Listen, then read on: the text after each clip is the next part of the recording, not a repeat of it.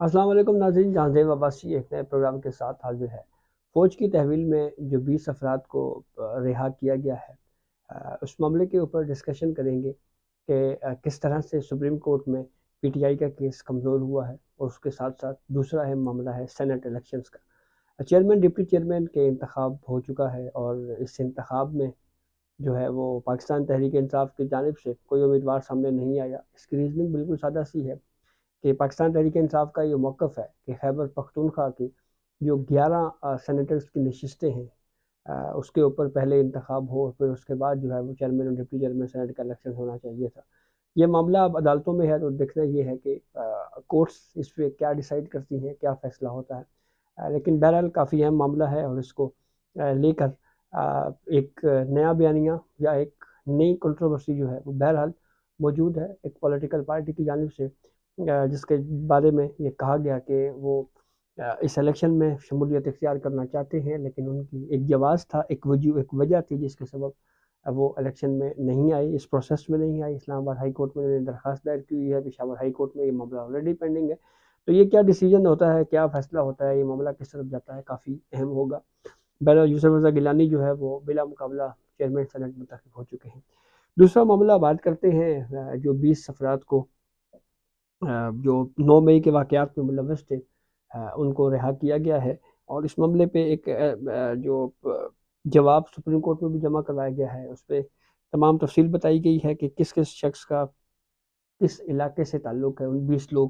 جن کو رہا کیا گیا ہے۔ اس بارے میں جناب یہ کہا گیا ہے کہ ان افراد کو ملٹری کورٹ سے 1 سال کی سزا سنائی گئی تھی، اور یہ وہ لوگ تھے جو کم درجے کے قانونی خلاف ورزی اور جرم میں ملوث تھے، اور سپریم کورٹ کی ہدایت اور انسانی ہمدردی کی بنیاد پر آرمی چیف نے عید الفطر سے پہلے ان کی باقی ماندہ سزا جو ہے وہ قانون کے مطابق معاف کر دی ہے۔ اور یہ افراد جو اب تک 9 سے 10 ماہ کی سزا جو ہے وہ کاٹ چکے ہیں، ان کے نام یا ان کی ڈیٹیل جو ہے وہ آپ سے شیئر کرتے ہیں۔ ایک تو محمد ادریس ول محمد شریف راولپنڈی کے رہائشی ہیں، اس کے علاوہ اسواد راجپوت راولپنڈی سے تعلق ہے، پھر اس کے بعد نادر خان راولپنڈی سے تعلق ہے، شہریار ذوالفقار ان کا تعلق بھی راولپنڈی سے ہے،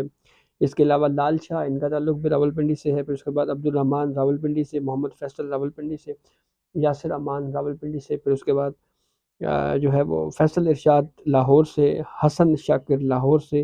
عبداللہ عزیز لاہور سے۔ پھر گجرانوالہ کے حوالے سے بات کی جائے تو محمد انس گجرانوالہ سے، عبدالجبار گجرانوالہ سے، عبدالستار گجرانوالہ سے، محمد راشد گجرانوالہ سے، راشد علی گجرانوالہ سے، عمر محمد دیر سے، پھر اس کے بعد خلمات خان دیر سے، اعجاز الحق دیر سے، اور پھر شاہ زیب جو ہے ان کا تعلق مردان سے ہے۔ تو یہ وہ افراد ہیں جس کے بارے میں یہ کہا گیا ہے جی کہ یہ بڑی ہی ہمدردی کی بنیاد کے اوپر ان لوگوں کو جو ہے وہ رہا کیا گیا ہے۔ بہرحال جو سپریم کورٹ میں کیس زیر سماعت تھا، اس میں بنیادی سوال یہ تھا کہ کیا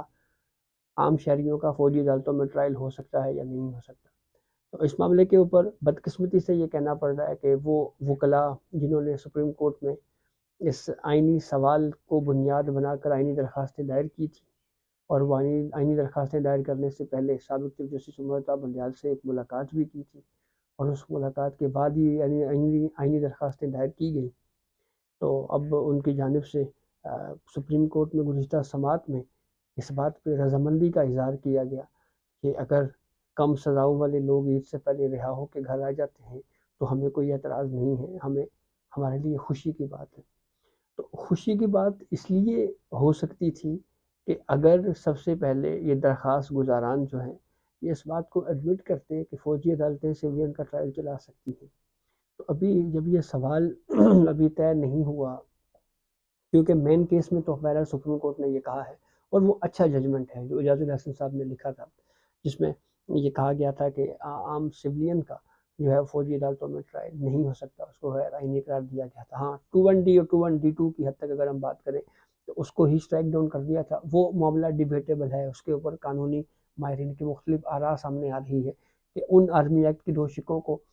سپریم کورٹ کی جانب سے کالعدم قرار دینے سے شاید جو جاسوس ہیں ان کے حوالے سے یہ کہا گیا ہے کہ ان کے خلاف جو ہے کوئی ٹرائل یا کوئی پروسیڈنگ نہیں ہو سکتی۔ اس حد تک بہرحال معاملہ جو ہے وہ اس پہ بات ہو سکتی ہے، لیکن سویلین کا فوجی عدالتوں میں ٹرائل کے حوالے سے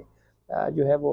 ماضی میں بھی اس حوالے سے قانونی ماہرین کی جانب سے یہ ویو دیا جاتا رہا ہے کہ عام شہریوں کا فوجی عدالتوں میں ٹرائل نہیں ہونا چاہیے، عام عدالتیں موجود ہیں، وہاں پہ ٹرائل ہو سکتا ہے۔ انسداد دہشت گردی کے حوالے سے بات کی گئی۔ تو بہرحال واپس آتے ہیں ٹاپک کی طرف۔ تو ابھی سپریم کورٹ میں جو انٹرا کورٹ اپیلیں ہیں اس میں بھی یہ سوال جو ہے جو وفاقی حکومت نے چیلنج کیا ہوا ہے یہ معاملہ، وہ معاملہ یہ تھا کہ عام شہریوں کا فوجی عدالتوں میں ٹرائل ہو سکتا ہے۔ سپریم کورٹ نے جو فیصلہ دیا جیسے اعجاز الحسن صاحب کی سربراہی میں، وہ درست نہیں ہے۔ یہ فیڈرل گورنمنٹ کا اور صوبائی حکومتوں کا موقف تھا۔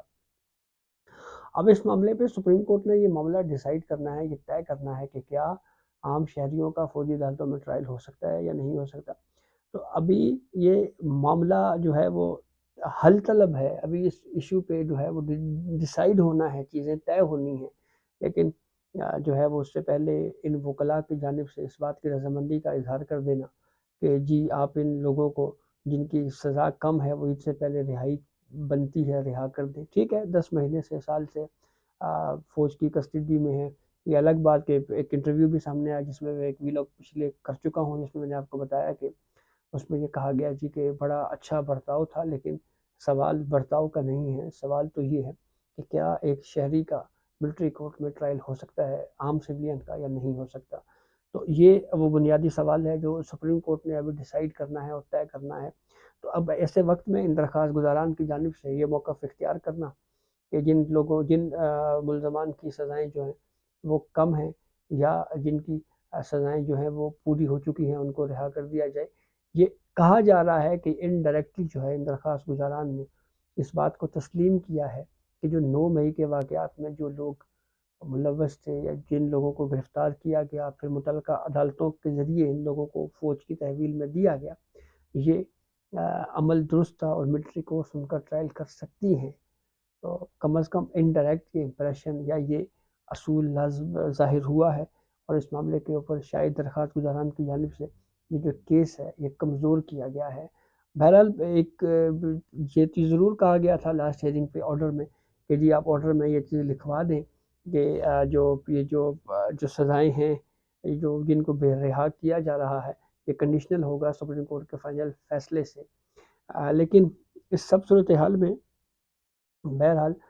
یہ ایک اصولی سوال تو موجود ہے جس کو سپریم کورٹ نے حل کرنا ہے۔ سپریم کورٹ نے اس اصول کو طے کرنا ہے کہ کیا عام شہریوں کا فوجی عدالتوں میں ٹرائل جو ہے وہ ہو سکتا ہے نہیں ہو سکتا، اور اگر ہو سکتا ہے تو وہ کیسے ہو سکتا ہے، اور اگر نہیں ہو سکتا تو اس کی کیا ریزننگ ہے، کیا وجوہات ہیں۔ اس سے پہلے ہم نے دیکھا 2005 میں معذرت چاہتا ہوں 2015 میں جو ہے وہ سپریم کورٹ